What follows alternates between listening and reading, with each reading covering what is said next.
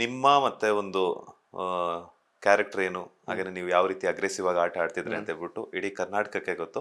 ಆದ್ರೆ ಎಲ್ಲೋ ಒಂದ್ ಕಡೆ ತ್ರಿವಿಕ್ರಮ್ ಹಾಗೇನೆ ಚೈತ್ರ ಅವರ ಮಧ್ಯೆ ಒಂದು ಕಮ್ಯುನಿಕೇಶನ್ ಬರುತ್ತೆ.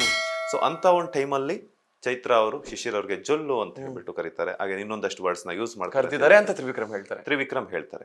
ಆ ಒಂದು ಸಿಚುವೇಶನ್ ನಿಮ್ಗೆ ಯಾವ ರೀತಿ ಇತ್ತು? ತುಂಬಾ ಕೋಪ ಬರುತ್ತೆ ನಿಮ್ಗೆ, ತುಂಬಾ ಅಗ್ರೆಸಿವ್ ಆಗಿ ಆಗ್ತೀರಾ. ಸೊ ಯಾವ ರೀತಿ ಹ್ಯಾಂಡಲ್ ಮಾಡಿದ್ರಿ? ತುಂಬಾ ಡಿಸ್ಟರ್ಬ್ ಆದಂತ ಮೂಮೆಂಟ್ ಸರ್ ಅದು. ಆ ತರ ಪದಗಳನ್ನು ಯೂಸ್ ಮಾಡಿದಾಗ ಯಾವುದೇ ವ್ಯಕ್ತಿಗಾಗ್ಲಿ ತುಂಬಾ ಡಿಸ್ಟರ್ಬ್ ಆಗುತ್ತೆ, ಕೋಪ ಬರುತ್ತೆ, ಫ್ರಸ್ಟ್ರೇಷನ್ ಬರುತ್ತೆ.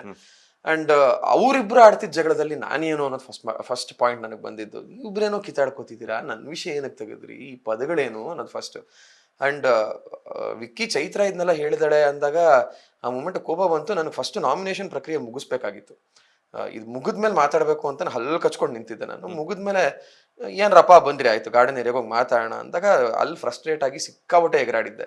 ಬಟ್ ಡೀಪ್ ಡೌನ್ ದಲ್ಲಿ ನನಗೇನು ಅನಿಸ್ತಾ ಇತ್ತು, ಚೈತ್ರನ ಆಡು ಭಾಷೆ ಬೇರೆ, ಅವಳ ನೇಟಿವ್ ಬೇರೆ, ಅವ್ರ ಕಡೆ ಪದಗಳು ಯೂಸ್ ಮಾಡೋದು ಬೇರೆ.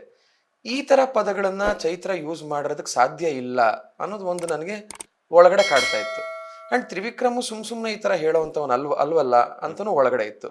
ಅದಕ್ಕೋಸ್ಕರ ಕ್ಲಾರಿಟಿ ಬೇಕು ಅಂದಿದ್ದೆ ಒಂದು. ಆಮೇಲೆ ಅದೆಲ್ಲ ಫ್ರಸ್ಟ್ರೇಷನ್ ಇಳಿದ್ಮೇಲೂ ಯೋಚನೆ ಬಂತು ನನಗೆ, ನಾವು ಕೇಳಿದ ತಕ್ಷಣ ಕ್ಲಾರಿಟಿ ಕೊಡೋದಕ್ಕೆ ಇದು ಮಾಮೂಲಿ ಲೈಫ್ ಅಲ್ಲ, ಬಿಗ್ ಬಾಸ್ ಇದು ಕೊಡಲ್ಲ. ನಿಮ್ ಕ್ಲಾರಿಟಿ ಬೇಕಾದ್ರೆ ನೀವು ತಗೊಳ್ಳಿ ಅಂತಾನೆ ಬಿಟ್ಬಿಡ್ತಾರೆ ಅಂತಾನೆ ನಾನು ಅನ್ಕೊಂಡಿದ್ದು. ಆ ಫ್ರಸ್ಟ್ರೇಷನ್ ಎಲ್ಲ ಹೊರಗಡೆ ಹಾಕ್ಬೇಕಾಗಿತ್ತು, ಹಾಕ್ತೆ. ಅದಾದ್ಮೇಲೆ ರಾತ್ರಿ ವಿಕ್ಕಿ ಜೊತೆ ಕೂತ್ಕೊಂಡು ಮಾತಾಡ್ಬೇಕಾದ್ರೆ ತಪ್ಪಲ್ವಾ ಇದು, ನಿಮ್ ಜಗಳದಲ್ಲಿ ನನ್ನ ವಿಷಯ ಏನಕ್ಕೆ ತಂದ್ರಿ, ಅದ್ ಯಾವಾಗ್ಲೂ ಇದ್ದಿರ್ಬೋದು, ಆ ಟೆಲಿಕಾಸ್ಟ್ ಕೂಡ ಆಗದೆ ಇದ್ದಿರ್ಬೋದು, ಈಗ ಇದನ್ನ ತುಂಬಾ ದೊಡ್ಡ ಮಟ್ಟಕ್ಕೆ ಮಾಡಿದ್ರಲ್ಲ ನೀವು, ತಪ್ಪಲ್ವಾ? ಸೊ ಅವನು ಒಂದಷ್ಟು ಸಾರಿ ಕೇಳ್ದೆ, ಎಲ್ಲ ಮುಗೀತು. ಅಂಡ್ ನಾನು ಒಬ್ಬನೇ ಕೂತ್ಕೊಂಡು ಯೋಚನೆ ಮಾಡಿದಷ್ಟೇ, ಇದನ್ನ ನಾನು ಕ್ಯಾರಿ ಮಾಡಿದ್ರೆ ಆ ಇಬ್ಬರಲ್ಲಿ ಯಾರಾದ್ರೂ ಒಬ್ರು ನನ್ಗೇನಾದ್ರು ಮಾಡ್ಬೇಕು ಅಂತ ಅನ್ಕೊಂಡಿದ್ರೆ ಅವ್ರು ಗೆದ್ದಂಗೆ ಆಗ್ಬಿಡುತ್ತೆ, ಅವ್ರ ಮುಂದೆ ನಾನು ಸೋತಂಗೆ ಆಗ್ಬಿಡುತ್ತೆ. ನಾಳೆ ದಿನ ನಾನು ಸೂಪರ್ ಆಗಿ ಶುರು ಮಾಡ್ಬೇಕು, ಇದು ಯಾವ್ದು ನಂಗೆ ತಲೆಗೆ ಇಲ್ಲ ಅನ್ನೋ ರೀತಿ ಶುರು ಮಾಡ್ಬೇಕು ನಾನು. ಆಗ ಅವ್ರು ಅನ್ಕೋತಾರೆ ಇವ್ನಿಗೇನು ಎಫೆಕ್ಟ್ ಆಗ್ತಿಲ್ವಾ ಅನ್ನೋದು ನಾನು ಅನ್ಕೋತಾರೆ. ಅಂಡ್ ಇದನ್ನ ಲ್ಯಾಗ್ ಮಾಡ್ತಾ ಹೋದ್ರೆ ನನ್ನ ಇಮೇಜ್ ಡ್ರಾಪ್ ಆಗ್ತಾ ಹೋಗುತ್ತೆ. ಅವಶ್ಯಕತೆ ಇಲ್ಲ, ನಾನು ಆಡೋಣ, ಆಟಕ್ಕೆ ತೊಂದರೆ ಮಾಡ್ಕೊಳ್ಳೋದು ಬೇಡ ಅಂದ್ಬಿಟ್ಟು ನೆಕ್ಸ್ಟ್ ಡೇ ಅಷ್ಟೇ ಎನರ್ಜಿಯಿಂದ ನಾನು ಹೊಸ ದಿನದ ತರ ಶುರು ಮಾಡಿದ್ದೆ ನಾನು. ಬಟ್ ತುಂಬಾ ಡಿಸ್ಟರ್ಬ್ ಆಗಿದ್ದೆ.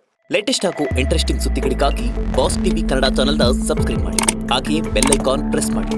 ಇದರ ಜೊತೆಗೆ ಫೇಸ್ಬುಕ್, ಇನ್ಸ್ಟಾಗ್ರಾಮ್, ಎಕ್ಸ್ನಲ್ಲೂ ಮಿಸ್ ಮಾಡದೆ ಫಾಲೋ ಮಾಡಿ.